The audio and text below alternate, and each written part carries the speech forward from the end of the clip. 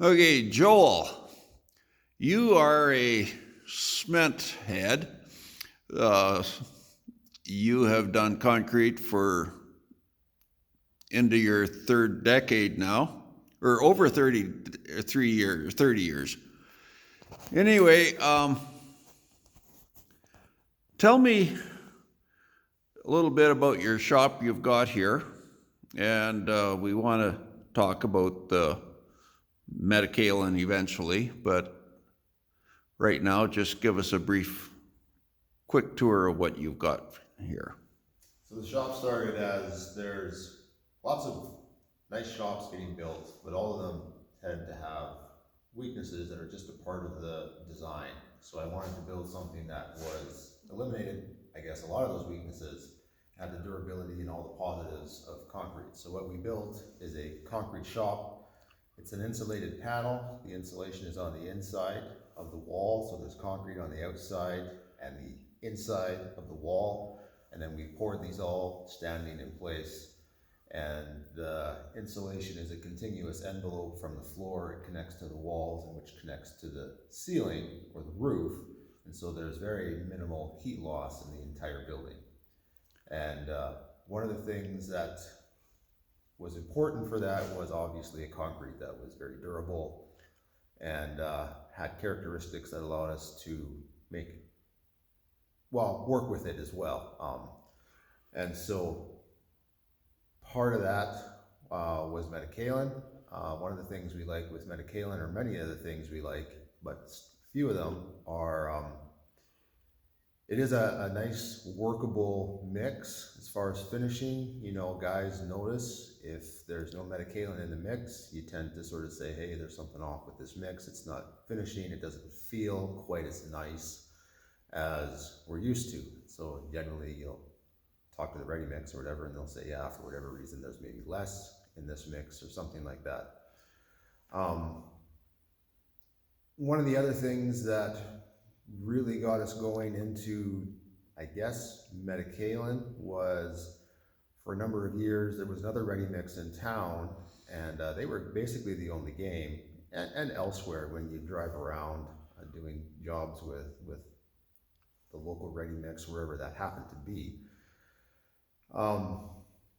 Rather unpredictably, you would get either bizarre cracking in your floors. I like to do a lot of flat work, is primarily what I like to do, as well as you would get lots of pop-outs, and they'd be very, very small, kind of like the head of an average nail, I guess, in size. And one in particular, you know, it was a guy who was quite fussy with his building. You know, he spent some money, he wanted a good building, called me a few weeks later and said, hey, can you come have a look? And I went and looked, and the floor was just covered with pop-outs. They were just all over the place. And we tried various things to mitigate that, but it seems like, you know, whenever you find a tool that mitigates this problem, well, then it creates another problem, and you're constantly chasing, you know, this elusive target of solving all your problems. When we switched to Metakaolin, I haven't gotten any callbacks as far as we have these ASR pop-outs, which is what was happening. It was ASR reaction in the floors. And I also haven't gotten, I had one or two calls where just a bizarre crack pattern in the floor, and I couldn't really explain it, but I haven't gotten any of those either. You know, guys have been happy with their end product. I guess we've been using Metakaolin now, or the ready mix has been adding that for Since 2016. okay, so a number of years, and no negative feedback whatsoever, and it's been good. I'm happy to use it. So As far as you mentioned the cracking, so can you get a Metakaolin floor to crack? oh yeah, I'm sure they'll crack.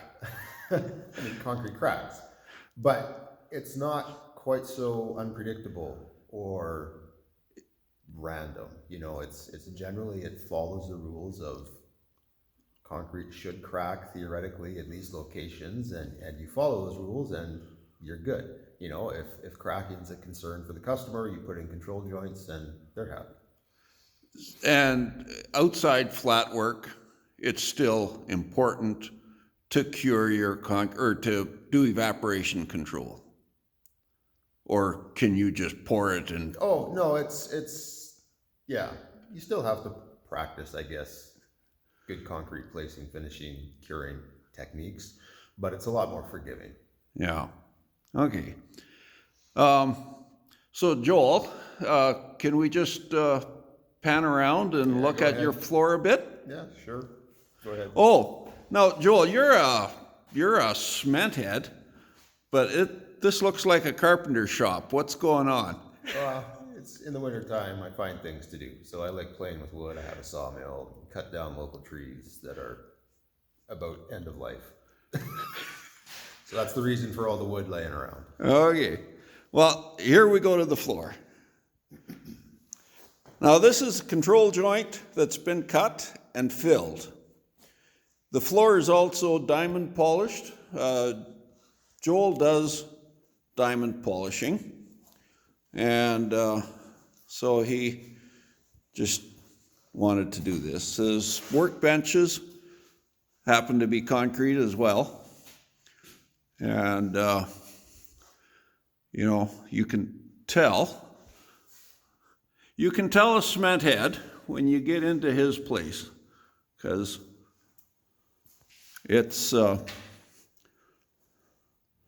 he's got concrete. There's his wall, his steps. Now, he's got a concrete mezzanine, and how long is your shop, Joel? It's 30 by 38 outside dimension. So it's about 38 feet long. So there's no reason in the world why this mezzanine in 38 feet shouldn't have a crack. So this is where a crack is guaranteed to start, but it's not here.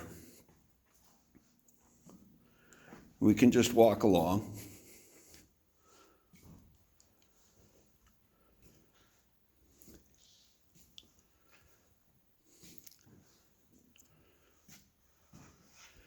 So Joel, was there anything other than Metakaolin in the concrete?